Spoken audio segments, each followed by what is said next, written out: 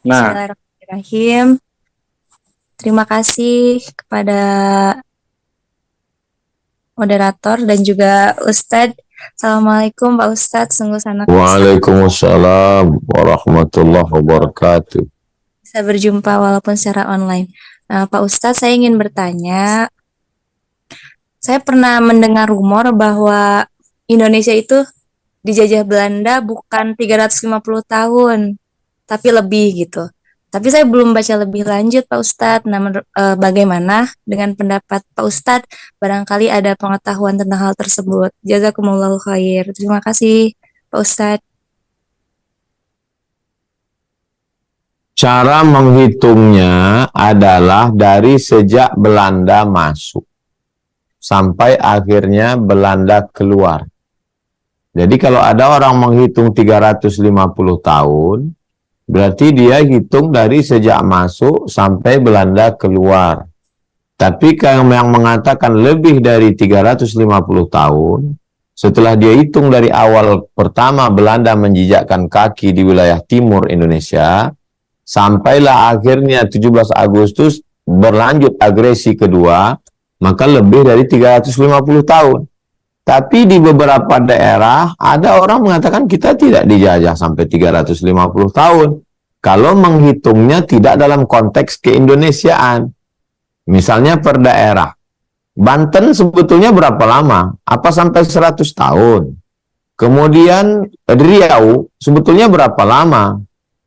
Sedangkan eh, beberapa daerah malah tidak dimasuki Belanda. Nah, itu. Jadi pemahamannya adalah Indonesia. Indonesia itu mana?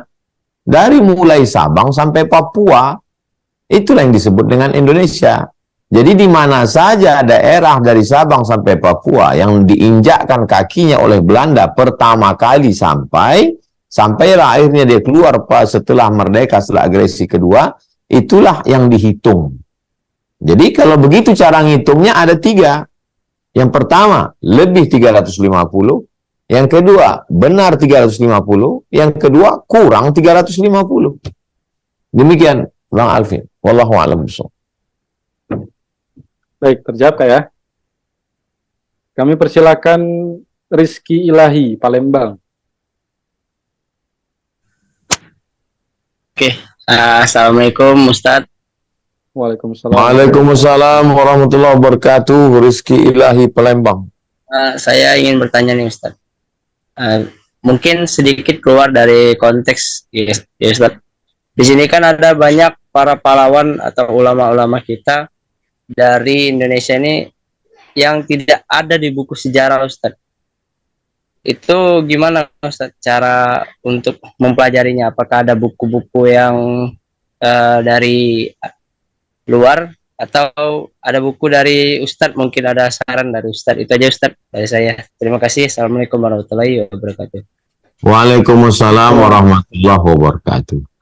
Yang pertama, kalau kita mau tahu siapa saja pejuang yang ada di negeri kita, maka banyak sekali yang belum diangkat menjadi pahlawan nasional.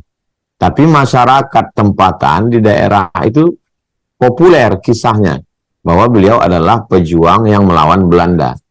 Jadi kalau kita rajin, adik-adik penulis yang rajin, silakanlah jalan dari mulai Aceh, turun ke Sumatera Utara, masuk ke Riau, teruskan ke Jambi, ke Palembang, ke Lampung, ke Bengkulu, nyebrang ke Pulau Jawa, masuk ke Banten, Jabodetabek, Jawa Barat, Jawa Tengah, Jawa Timur, nyebrang ke Pulau Madura, lalu kemudian ke Bali, ke Lombok, ke NTB, ke NTT, lalu kemudian naik ke atas, ke Sulawesi, menyeberang ke Sorong, Raja Ampat, ke Papua, ke Kaimana, ke Timika, ke Jayapura, kembali lagi ke Kalimantan.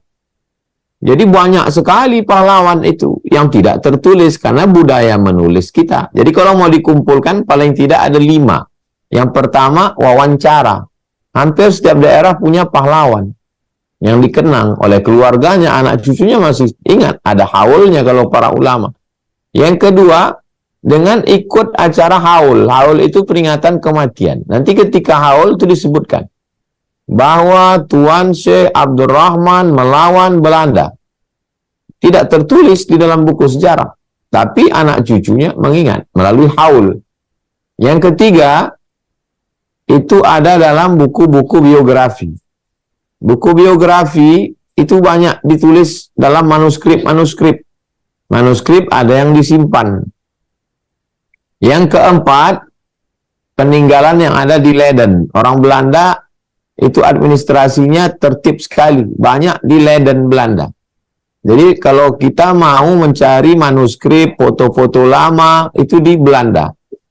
Jadi mudah-mudahan adik-adik yang suka dokumentasi, suka jalan-jalan, diberi Allah rezeki, main-main ke Belanda, singgah ke Leiden, melihat data-data itu. Yang terakhir, yang kelima adalah, itu barulah yang udah dibukukan sekarang, apalagi yang udah diangkat jadi pahlawan. Jadi dengan 5 cara ini kita bisa tahu kalau kita mau mencari. Masih ada anak muda yang risau dengan pahlawannya, ingin mencari, itu luar biasa.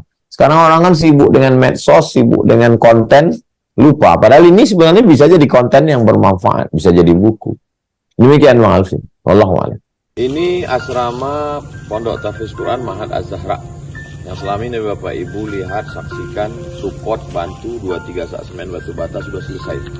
Barakallahu lakum fima ataitum wa barakallahu lakum fima abaqaitum wa ja'alaha lakum tahuran. Semoga Allah berikan berkah rezeki Bapak Ibu semuanya. Jamaah hijrah bersama Ustaz Abdul Somad, Sidak. Tak dapat saya sebutkan satu persatu karena banyak sekali orang-orang baik yang tidak pernah menyebutkan namanya. Hamba Allah, hanya Allah yang dapat membalas kebaikan. Diberikan keluarga yang sakinah, mawaddah, warahmah. Diberikan keturunan yang soleh dan solihah. Diberikan rezeki berlimpah ruah, bisa berinfak, berwakaf, bersedekah sampai ke Baitullah, ibadah haji dan umrah.